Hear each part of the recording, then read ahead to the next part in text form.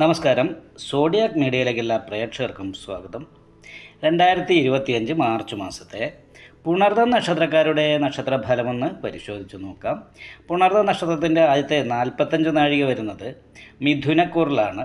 ശേഷം 15 നാഴിക വരുന്നത് കർക്കിടകക്കൂറിലാണ്.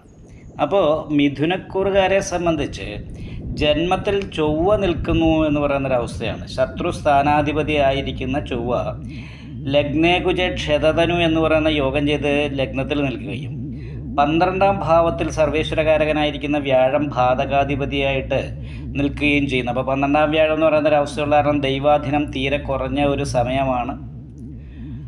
അപ്പോൾ ദൈവാധീനക്കുറവും ശത്രുദോഷം പോലെയുള്ള പ്രശ്നങ്ങളും കൊണ്ട് എടുത്തിയാട്ടം പോലെയുള്ള കാര്യങ്ങളുണ്ടാകുക. എന്ത് കാര്യങ്ങളാണെങ്കിലും പെട്ടെന്ന് തീരുമാനം എടുക്കുകയും അത് ദോഷത്തിലേക്ക് പോവുകയും ചെയ്യുക. തലവേദന ഉണ്ടാകുക, ദേഷ്യം കൂടുക, അതുപോലെ തന്നെ ശാരീരികമായിട്ട് പനി പോലെയുള്ള രോഗങ്ങൾ ഉണ്ടാകുക, കഫക്കെട്ട്, അലർജി, മൊത്തത്തിൽ ശാരീരികമായിട്ടൊരു സ്വസ്ഥതക്കുറവ് ഉണ്ടാകണം.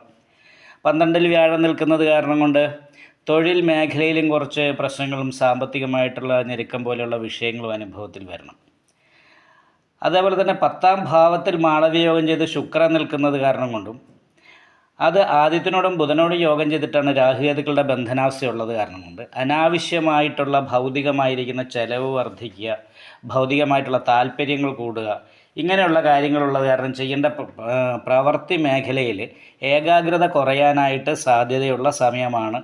വീട്ടിൽ നിന്നും വിട്ടു നിൽക്കാനുള്ള യോഗമാണ്. വീട് മാറി നിൽക്കുക. വീട്ടിൽ നിൽക്കുമ്പോൾ എപ്പോഴും ക്ഷീണവും തളർച്ചയും ദേഷ്യം എടുത്തിയാട്ടം സന്തോഷിക്കുമ്പോൾ പെട്ടെന്ന് ടെൻഷൻ ഉണ്ടാകും. ഇങ്ങനെയുള്ള വിഷയങ്ങളൊക്കെ ഉണ്ടാകുകയും വീട് വിട്ട് മറ്റു സ്ഥലത്ത് നിന്ന് തൊഴിലെടുക്കുകയും ചെയ്യാനിട വരിക.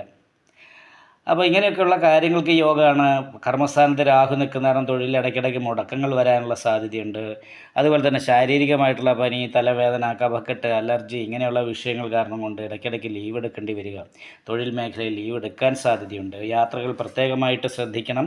കാരണം ലഗ്നേകുജ ക്ഷതതനു എന്ന് പറയുന്നൊരു യോഗം കൂടി ഉള്ളത് കാരണം ശരീരത്തിന് ചതവ് സംഭവിക്കുക, വീഴ്ച സംഭവിക്കുക, എടുത്തിയാട്ടം കൂടുക, ഇങ്ങനെയുള്ള കാര്യങ്ങൾക്ക് യോഗം ഉണ്ടെന്ന് പ്രത്യേകം ഒന്നും കൂടി ഓർമ്മിപ്പിക്കുകയാണ്. വളരെ ശ്രദ്ധിക്കണം. എന്നാലും ഭാഗ്യാധിപതി സ്വക്ഷേത്ര ബലവാനായത് കാരണം കൊണ്ട് നല്ല ഭാഗ്യം അനുഭവിക്കാനുള്ള യോഗമുണ്ട്. ഭാഗ്യമുള്ളത് കാരണം കൊണ്ട് ദൈവാധീനം കൂടി വർദ്ധിച്ചു കഴിഞ്ഞാൽ ഈ മേൽപ്പറയപ്പെട്ട ദോഷങ്ങൾ മാറി അനുകൂലമായിരിക്കുന്ന ഗുണഫലങ്ങളും തൊഴിലിൽ സ്ഥാനക്കയറ്റം പോലെയുള്ള കാര്യങ്ങളും കിട്ടാനും യോഗമുണ്ട്.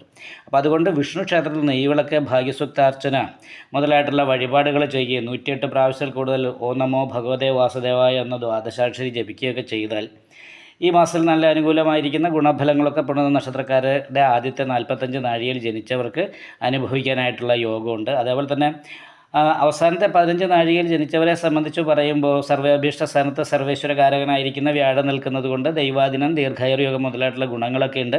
ലാഭാധിപതി കർമ്മസ്ഥാനത്ത് ഭാഗ്യസ്ഥാനത്ത് നിൽക്കുന്ന കാരണം ചെയ്യുന്ന പ്രവർത്തിക്കത്തക്കതായിരിക്കുന്ന ഗുണങ്ങളും ഭാഗ്യവർദ്ധനവിനും യോഗമുള്ള സമയം കൂടിയാണ്.